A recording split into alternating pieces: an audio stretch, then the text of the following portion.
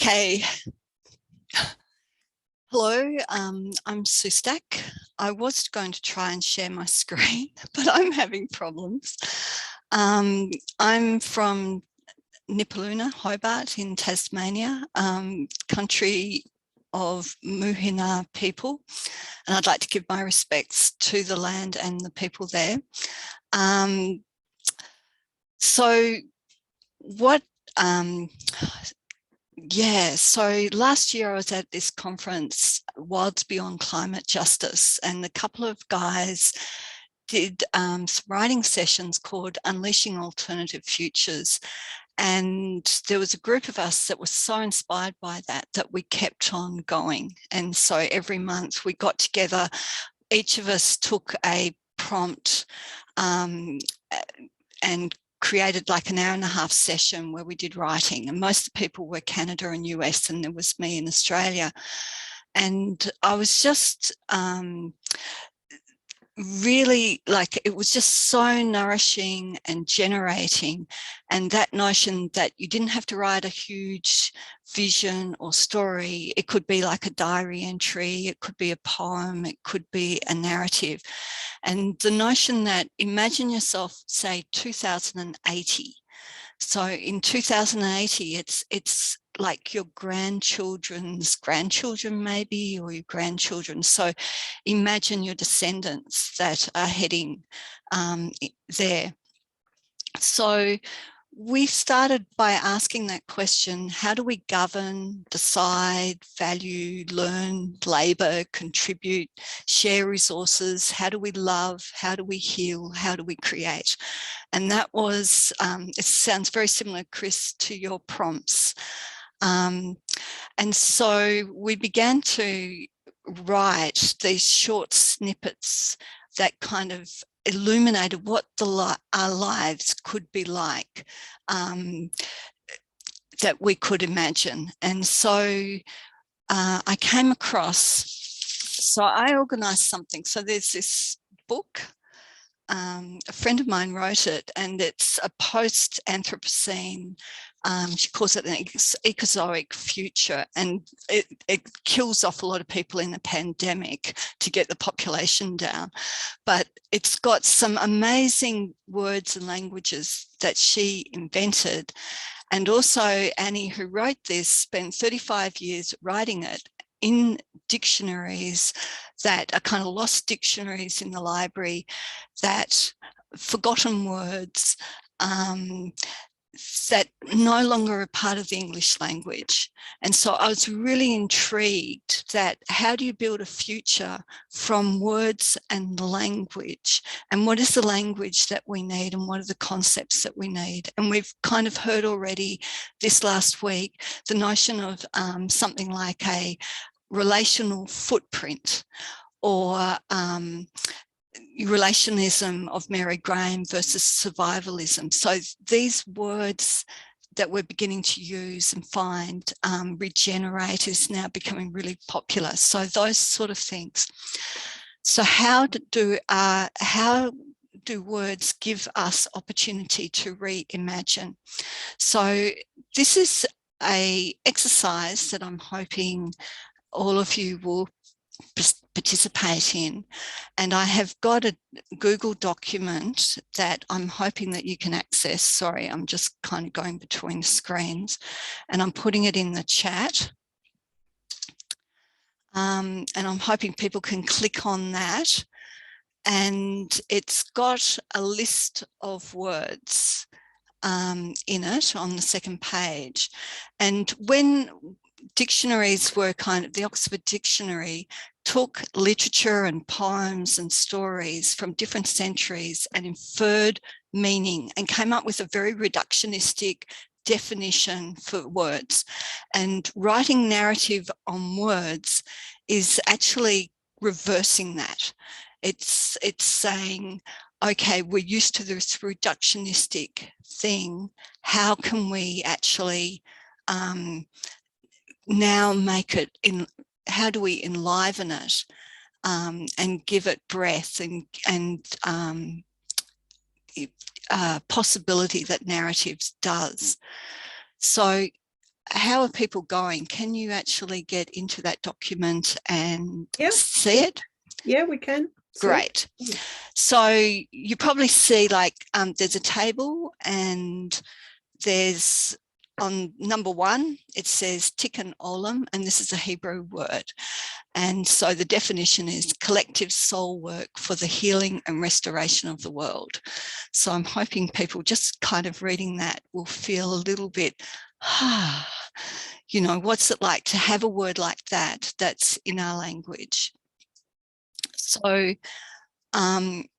what I would like you to do is just scroll down that list and just see if a word pops out for you.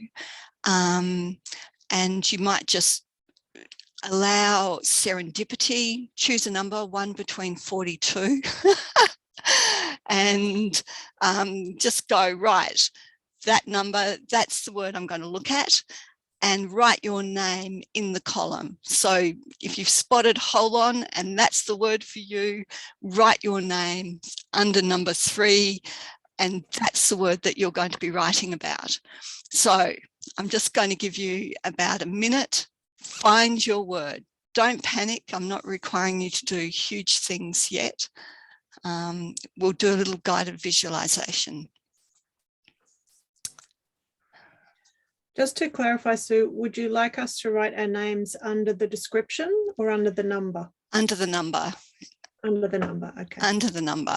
It might just push out the column a bit, but let's give it a try. That's okay. So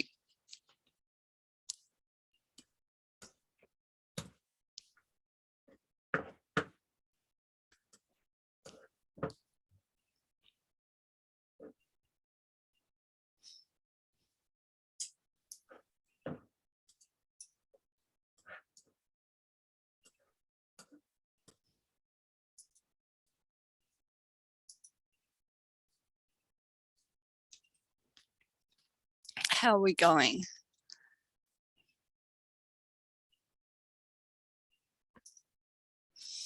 I just want to read them all because they're so cool. Yeah.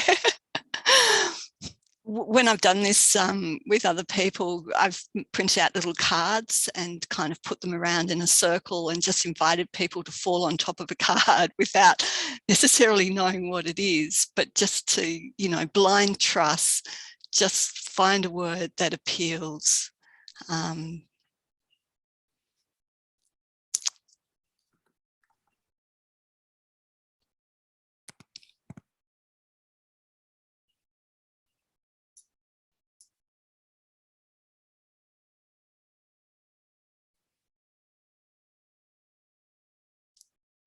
Does anybody need more time?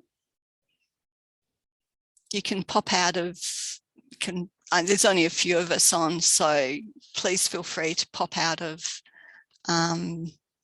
mute and have a comment. Okay, nobody's jumped up. So what we'll do is a guided visualization to kind of now inviting us to get into a place of kind of streaming consciousness. So we're not going to be using our reductionistic brains and kind of compiling a story. It's about landing in our bodies in place and then writing from that. And so just kind of shift on your chair, make yourself a little bit comfortable, and you can do soft gaze or eyes shut, and it'll be probably about a 5-minute. Okay, and then we're going to write for 15 minutes. So, and I'll call you back in, and you can write directly underneath the description. If you're somebody that needs a pen and a piece of paper, that's okay, but give yourself time to then put it in.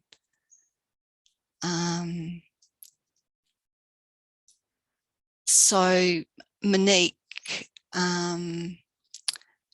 you're saying some people are having problems getting in? Yeah, that's some of the people in Brisbane in the Wombat Borough. Oh no.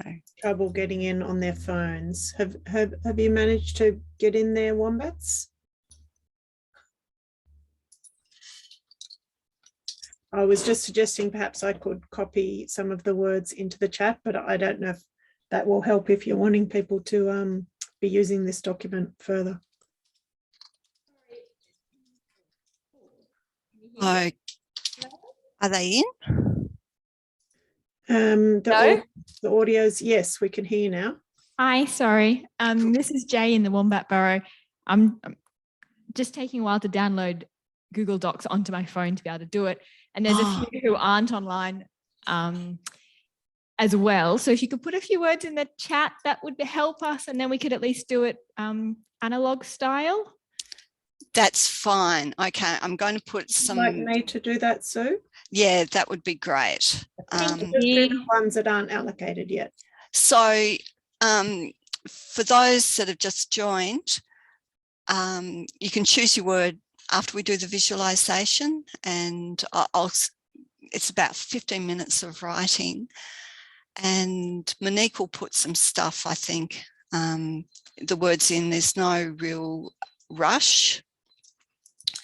Okay, visualization, sitting on our chairs.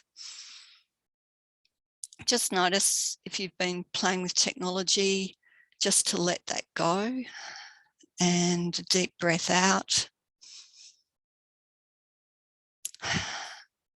And just noticing your feet on the ground.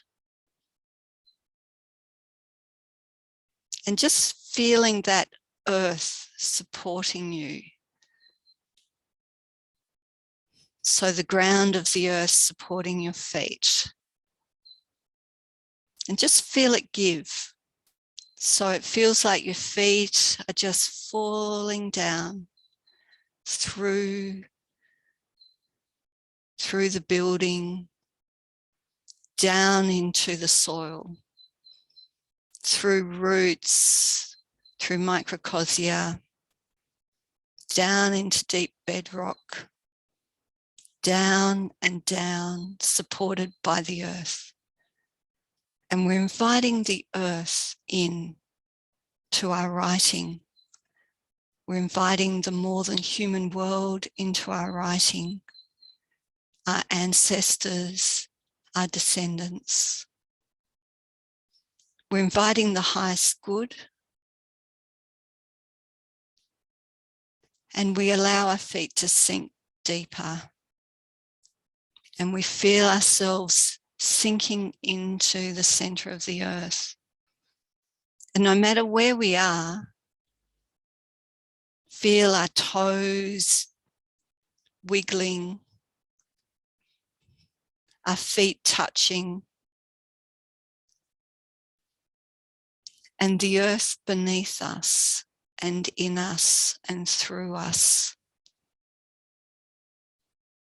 And feel the energy of the earth and the future it is yearning for to rise up through our toes and our legs and through our body into our lungs, our breath,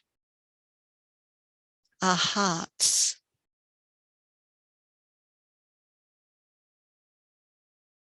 And then down through our arms into our fingers, the voice of the earth, the future it is yearning for.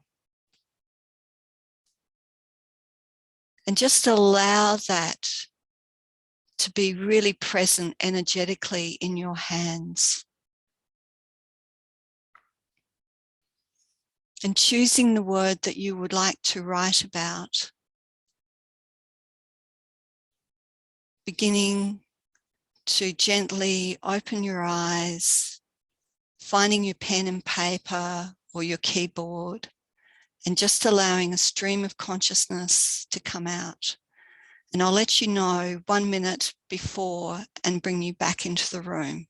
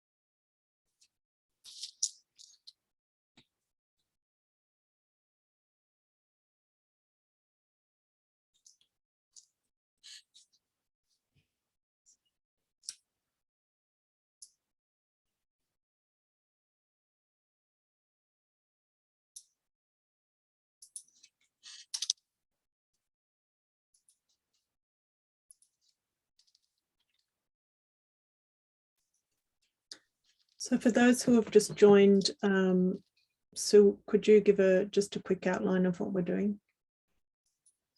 I've put the link in the chat. If you go to the Google Doc, choose a word, write your name next to the number, and write a stream of consciousness, a story, dilemma, scenario, poem, diary entry, letter, any of those things. Feel as if you're allowing the earth to express through you the future it is yearning for.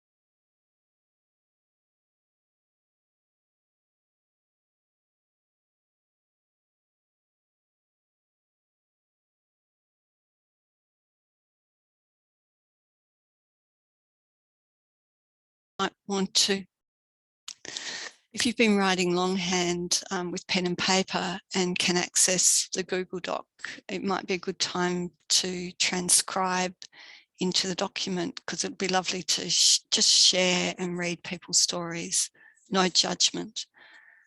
And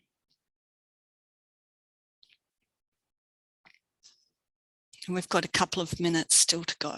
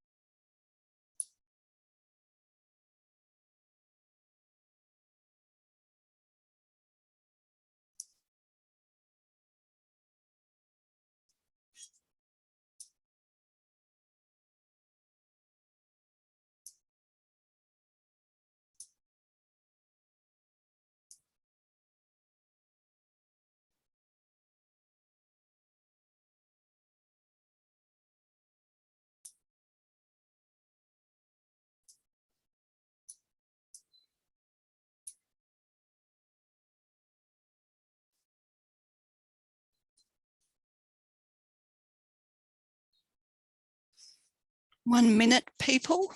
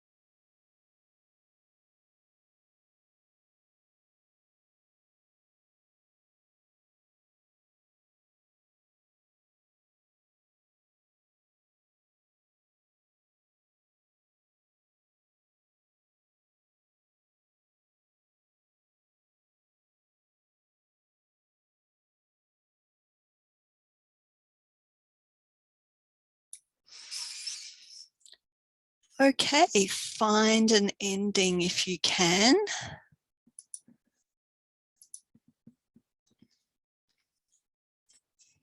I'm noticing quite a few people putting stuff in. Once you've finished, my invitation for the next 5 to 10 minutes, we'll see how we go, is to read other people's work and to use the chat as something comes up that speaks to us, to maybe write in the chat a repetition of it or what we're noticing. There might, as we read more stories, we might be noticing patterns. So drawing some things out. So this is just a time to finish off what you've been writing, but also to have a bit of a read of what other people are writing. And for those in the Wombat Room, if you haven't been able to do the document, maybe you can just share, if you've written handwritten, just share your work with somebody else.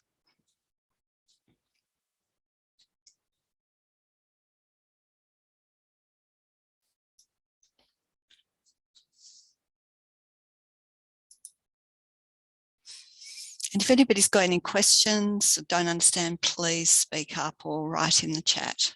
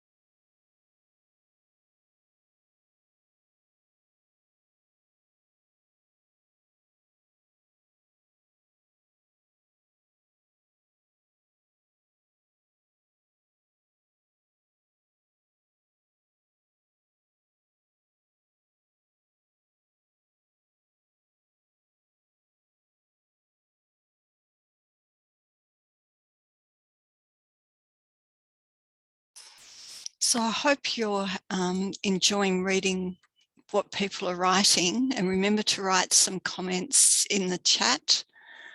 So I'll give you a few more minutes doing that, and then I'll invite people to pop on and what they noticed, what they enjoyed about the process.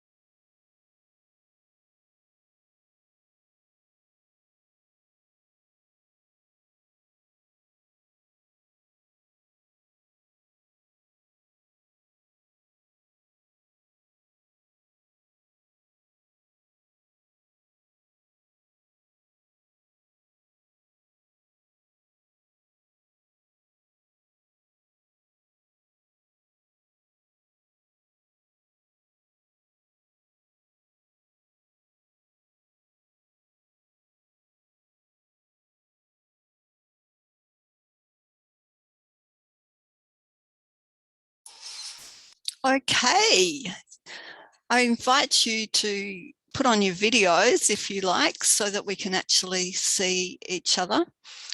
And if anybody wants to jump in, and what have you noticed in reading the stories, and also about this process, did anything surprise you, inspire you in this process? Have we noticed any patterns? So lots of questions there. Who wants to jump in and say something?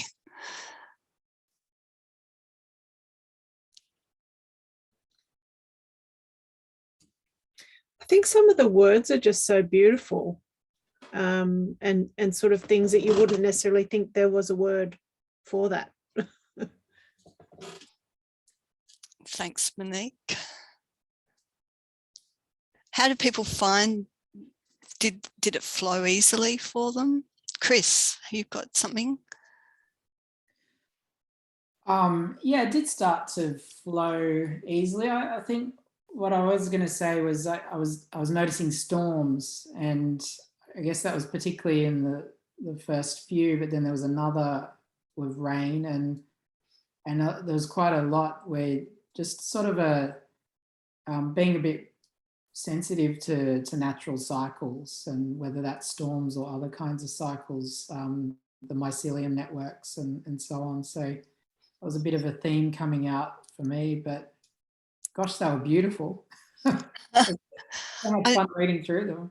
Yeah, and isn't it interesting? Do the work, but the words generate it. Did the visualization generate it? Did our hopeful hearts generate it? Is it, you know, where do these stories come from? And when I've done it before, everybody's written these amazing things, and they're so nature-based, and I'm just really intrigued about what facilitates that. And is that a story that once we move into stream of consciousness, we're just tapping into? As that's kind of my thought.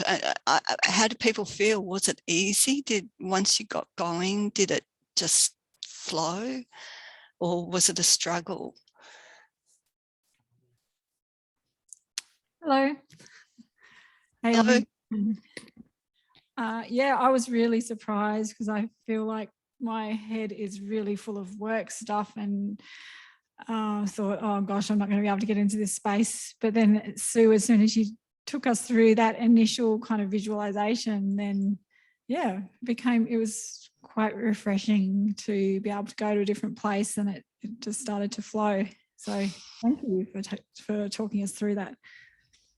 Well, I'm glad that you managed to get there in the end with the technical difficulties. So great. Anybody else want to talk from there?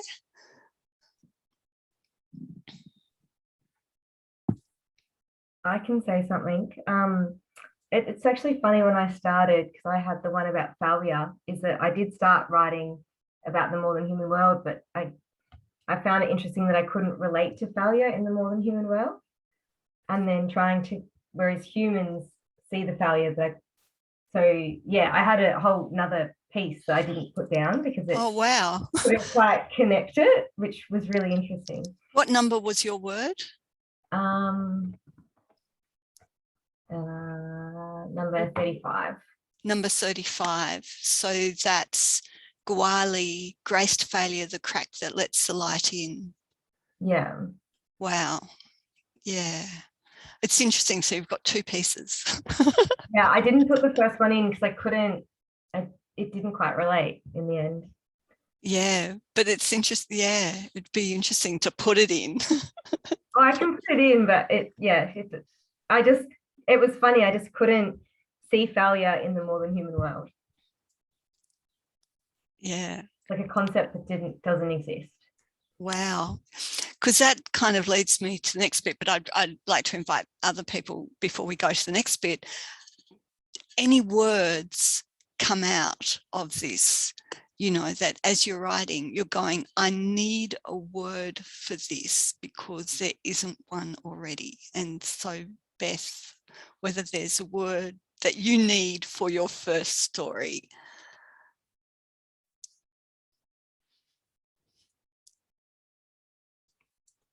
I just put the first little story in now. Oh, great. Yeah. Does anybody else have a comment or a word that comes out that you kind of think there should be a word for something?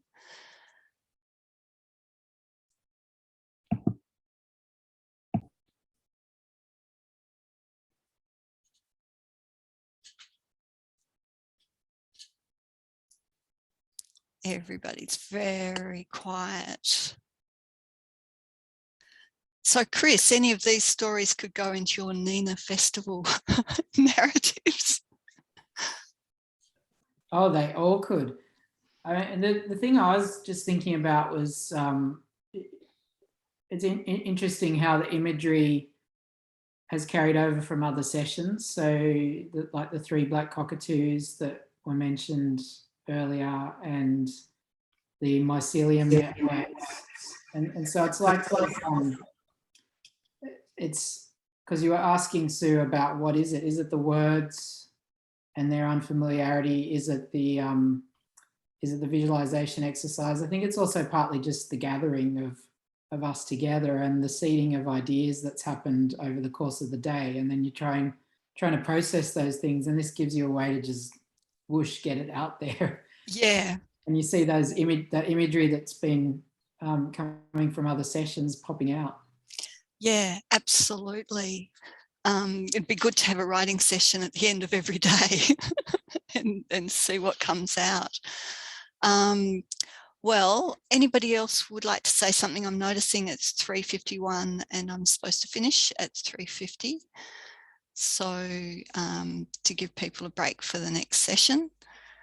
I jump in very quickly because I realised a couple of these things as I was writing, but I've only realised afterwards now, reading it back, that a lot of those things I've picked up.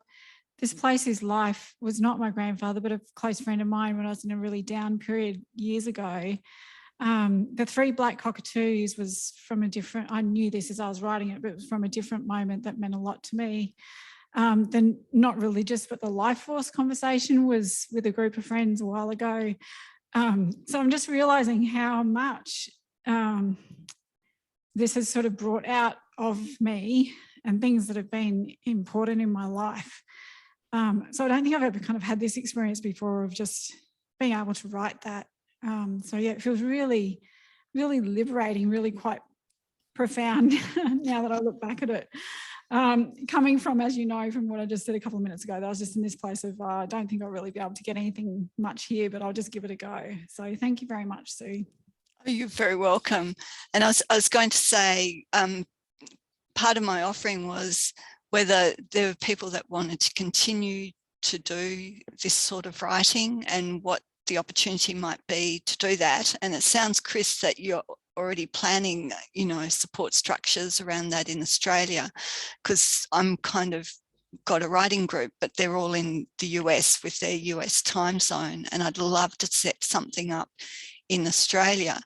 So maybe there's an opportunity to, to continue to do this and inviting people to be part of something, because it is so nourishing and integrating to do this. But if you're going into it thinking, oh, I've got to write a future, you know, and I've got to think of what it is, it's really difficult. But once you get into this more stream of consciousness stuff, you're already tapping into the body's wisdom, your eco self wisdom, you know,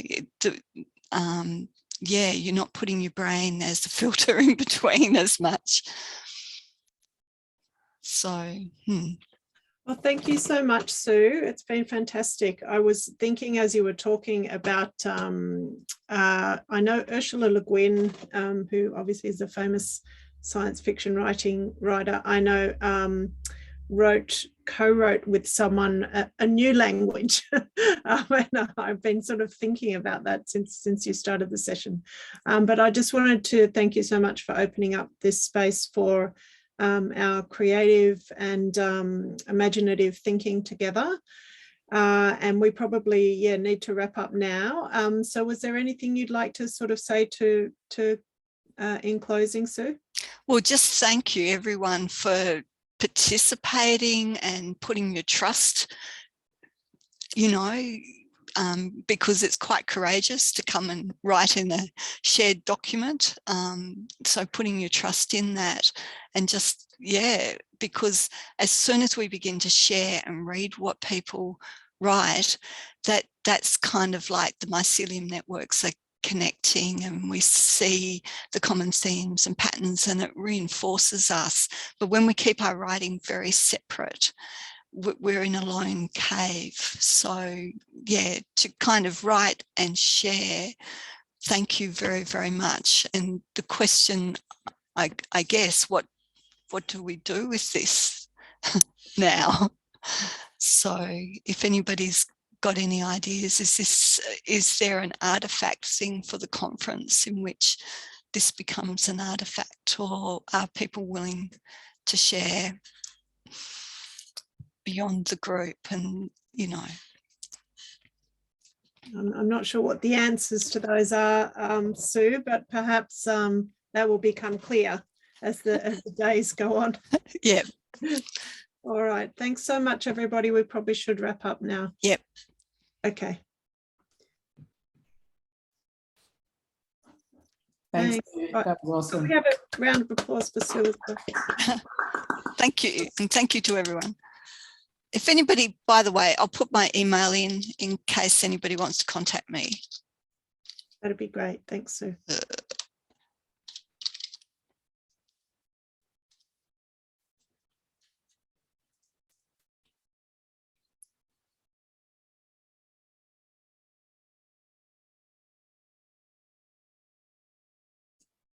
I think I need to close this session now so that we can keep the recording.